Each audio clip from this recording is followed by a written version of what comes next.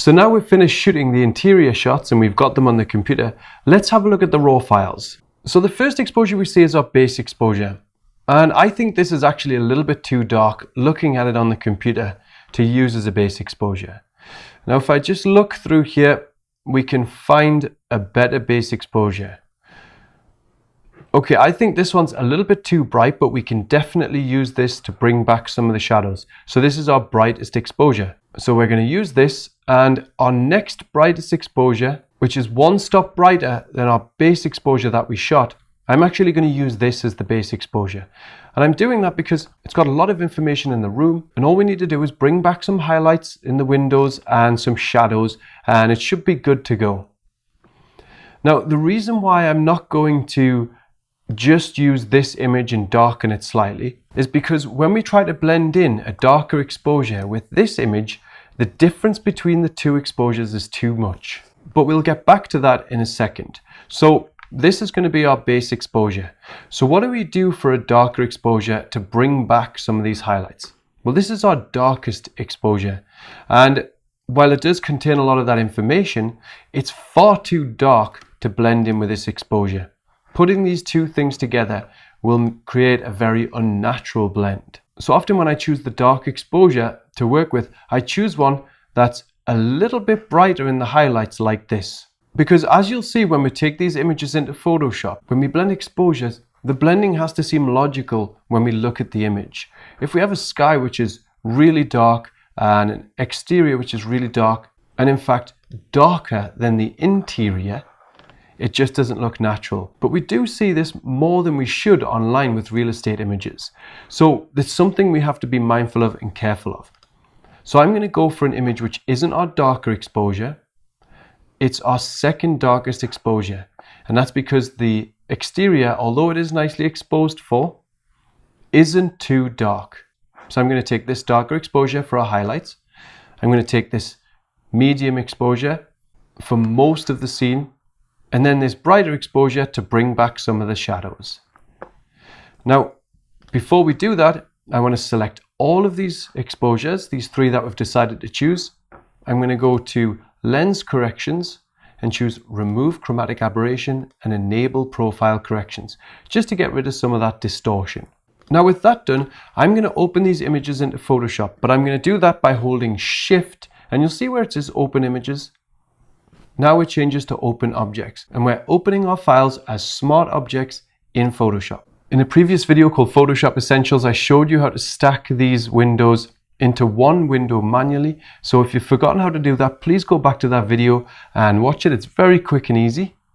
But if you're an Instamask or Raya Pro user, you can press Stack. So there it is on Instamask and Raya Pro. There's Stack on Raya Pro. Now all three images have been stacked in Photoshop, and if you remember, my preferred placement of layers is to have the brightest exposure on top, the dark exposure in the middle, and the base exposure at the bottom. Now the first thing I'm actually going to do is try and line up some of these walls because they're not exactly straight. So I've got my rulers selected here. If you don't have your rulers in view, go to View, select Rulers, and then we can slide along and we can see that the wall isn't straight. We have a little bit of perspective distortion there. In order to fix that, we can select all three layers, hold down Shift to select them, right click and choose Link Layers. Then we can zoom out just a little bit, press Command or Control and T to transform the image, then right click and go to Distort.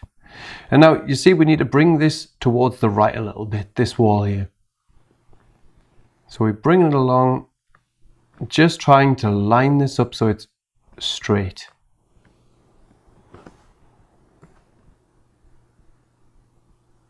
And that looks pretty good. We need to stretch it down a little bit. Now we need to do the same, but with this top left-hand corner here, just to make sure that wall lines up with the blue line, and we're trying to line these two bits up here, and that's pretty good. So we can press OK when that's done. And to get rid of the rulers, we choose the Move tool, and we can just slide them out of the image. Now let's look at exposure blending first. So I'm going to choose the darker exposure. If you're an Instamask user, you can open up Instamask and we can choose something like a bright swan.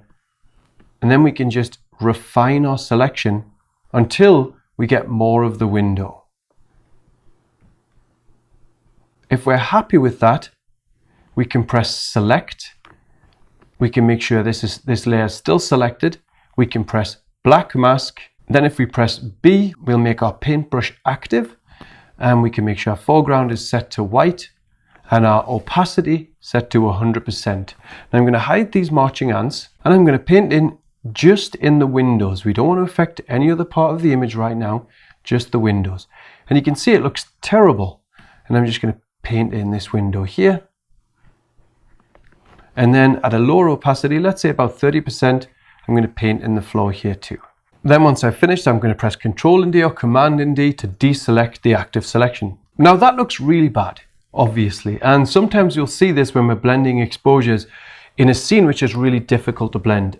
And this is probably one of the most difficult scenes you'll ever have to blend because the interior is incredibly dark relative to the exterior. So there's one important thing that we can do, and it's a process called matching. And essentially what matching is going to do is match the brightness levels of the darkest exposure and the base exposure. To some degree, we're not going to match them exactly. And let me show you what I mean in context. You remember when we had Adobe Camera Raw open and we opened these files as smart objects. That's why we see these little buttons in the thumbnails here. If we double click on the thumbnail, we again bring up Adobe Camera Raw. And with this, we're going to do two things. We're going to brighten the exposure. We're going to do that with the shadows and the exposure together. And we're going to bring down the highlights. Now you might be thinking, well, if we do that, we're going to create a lot of noise. And if we zoom in here, you'll see that we do create a lot of noise. However, if we go down to the actual windows here, zoom in, this is the area we're going to be using mainly from the dark exposure, and it has no noise or any degradation. And that's because this information, the sky and the rest of the exterior, is already correctly exposed for in the shot. So by pulling the highlight slider down, we haven't actually created any image problems. And we'll see that in the final image. So our basic goal here is to bring up the exposure and to try and match the brightness of our darker exposure with that of our base exposure. We're not trying to make it identical, just similar. And if we happen to blow out our highlights in the process, we need to bring them back with the highlight slider. Now watch what happens when we press OK. Look at how quickly the blending changes. Now all of a sudden we've gone from having these terrible black borders and this awful looking blend to a much more natural blend. And we can make this look even more natural. If you look at the trees, they're a little bit soft in terms of contrast, and some of the outsiders as well. It doesn't look very natural. So in order to match that up, we can double click on the thumbnail of the base exposure and we can bring the highlights down in the base exposure. We don't need to touch anything else, just the highlights. And you see by doing that, we darken the window area. And when we press OK, watch the window area here. It's darkened beautifully and it looks now much more natural. Now I can't tell you how important matching is for exposure blending. Every time you have any contrast issues, every time your image looks flat, just by matching the brightness levels of the exposures to some level will make a huge difference. And before, when we had Adobe Camera Raw open, we were looking at all the noise in the darker exposure, and I said we wouldn't have any added noise in the final image.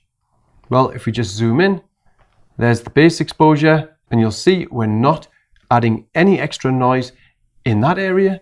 And if we zoom into the window and we make the darker exposure invisible, there's almost no difference in terms of noise. And if we zoom in at 100%, that's an incredibly clean blend. Earlier I talked about logic and brightness and making sure we have the right levels of brightness throughout our image so when we look at it, it looks natural. For example, it would be very unnatural in this particular scene to have the exterior really dark. It wouldn't make sense. It should certainly be a lot brighter than the interior. And one thing people worry about when creating exposure blended images or HDR photos is overexposed areas. But the thing is, it's okay if you've got some bright areas or some slightly overexposed areas. It doesn't really make a big difference. And we should have some brighter areas in terms of logic. And sometimes it's even important to have some really bright areas just to make the scene look natural. And this is one scene where that holds true. So here we've obviously brought back some of the brightness from the window, but I think we need to brighten up some of the exterior there. Now we can do this by opening up, let's say, a levels layer. And if we just wanted to affect the darkest exposure, we press this button here. And that creates what's known as a clipping mask. I'm going to bring this over here. And watch what we can do here. We can brighten up the outside and it won't affect other parts of the image. So if we want to brighten up the midtones, we can bring the midtones along. Or if we want to brighten up the highlights, we can do that.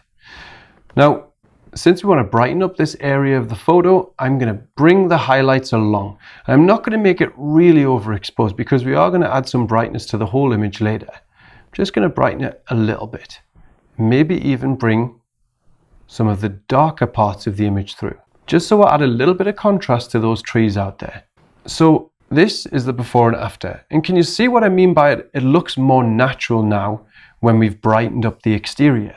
So when exposure blending interior shots, or any other shot for that matter, we have to be careful about keeping a natural balance of light in the image. So with all this in mind, I'm going to take you through this exposure blending once again, but this time with the actions that I've included.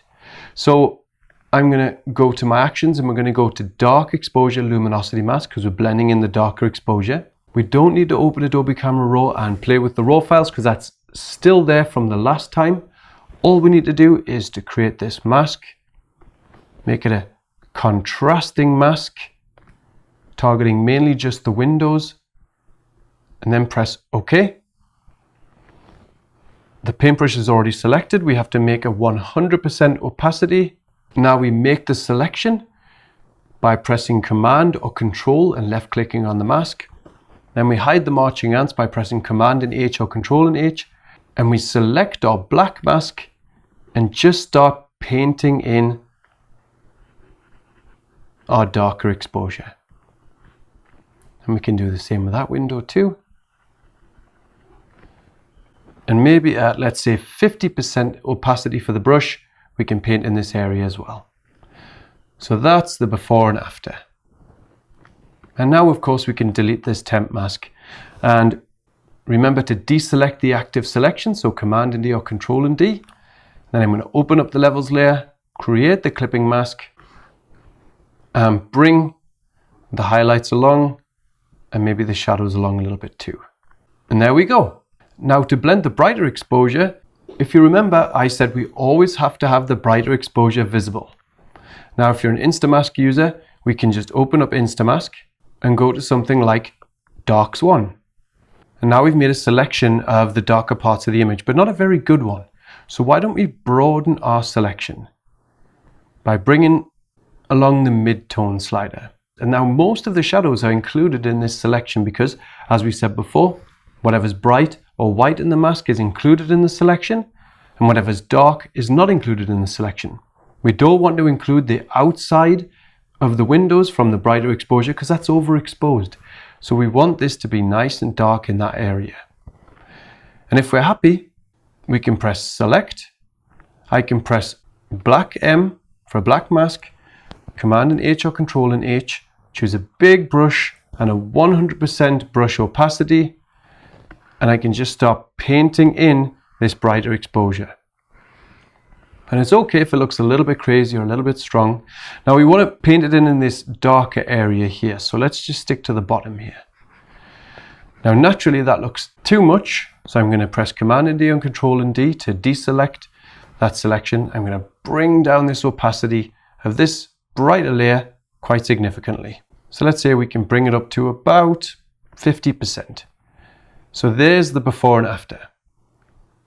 And I think that looks really good. The only bit I don't like, which I think is a little bit strong, is this area here. You see we have some black halos there.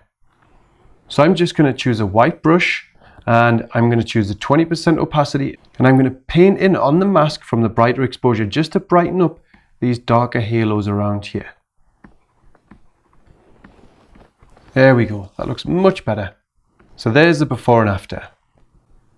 And since this is an interior shot, we don't really want to do any more editing. You know, you can add a little bit of contrast, and if the white balance is off, of course, you can correct that. But in terms of exposure blending, that's pretty much it, especially if you remember the process of matching that we used earlier when we matched the darker exposure and the base exposure in terms of brightness.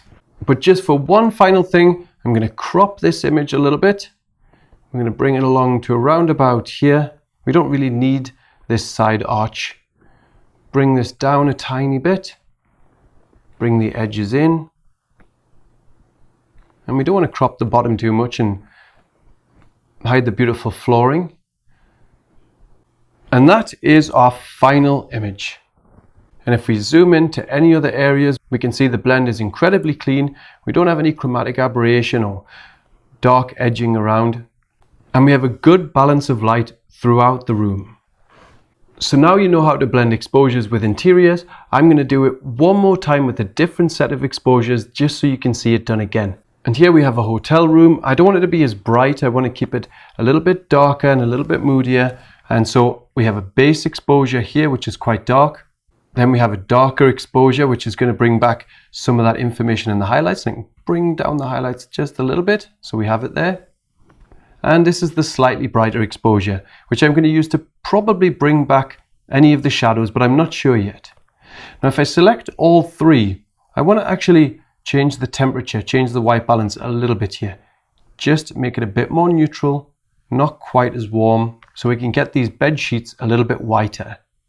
And when we've done that, as usual, I'm going to choose lens corrections and remove chromatic aberration and enable profile corrections. And just as before, I'm going to open these as objects. So I hold down Shift and click on Open Objects. With these in Photoshop, I'm just going to stack them with Instamask.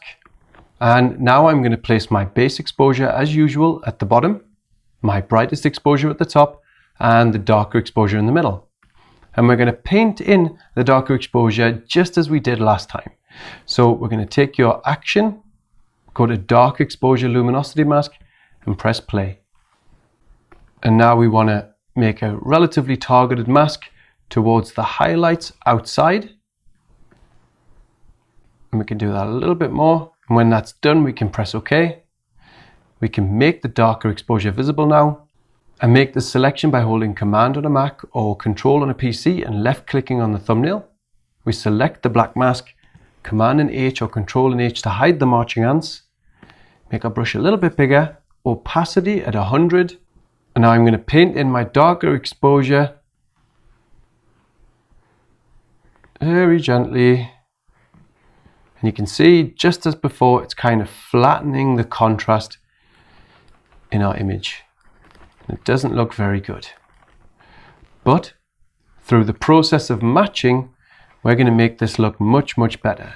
So I'm going to double click on the thumbnail of this image, just as I did before. I'm going to bring up the exposure, bring up the shadows, and bring down the highlights. Watch what happens when I press OK. We no longer have a loss of contrast. It's not flat anymore in this area. It looks much better and the blend is much more natural. Now, if you're an Instamask user, I'm just going to delete the mask, make the darker exposure invisible, go to Instamask, choose Bright Swan, and then I'm going to make a contrasting mask. That should do it. Press Select, press Black Mask, and I've got my paintbrush selected, so I just paint in these areas just as before. Now, last time in the process of matching, we reduced the highlights in the base exposure in Adobe Camera Raw. I don't think we need to do that here because it looks quite natural, but I'm going to do it anyway. So I'm going to open up Adobe Camera Raw and just bring down the highlights. Press OK. There, and that did actually make a good difference. Now we want to brighten up our image, so we select our brighter exposure, we make it visible, we go to our actions, but we press Command and D or Control and D to deselect any marching ants, any active selection. We go to Bright Exposure Luminosity Masks and press play. And now again, we want to select most of the shadows here. We want to make it mostly bright. So we have to bring along the midtones. and then we can press OK. Now I'm going to create a black mask on the brighter exposure by holding Alt or Option and left clicking. And then I'm going to select this by holding Command or Control and left clicking on the thumbnail. And now I'm going to choose my brush. I'm just going to paint in the brighter exposure and just brighten up the image.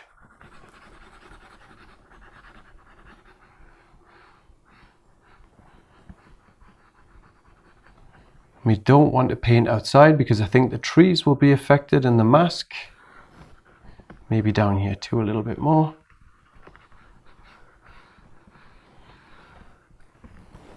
Now when I deselect this selection, you'll notice that there's a big patch here which doesn't look very good. And that's because when we created the mask, if we have a look at our brightest exposure, when we created the mask, it excluded all of this area because this is a bright area. So we're only bringing through around that area and not that area itself.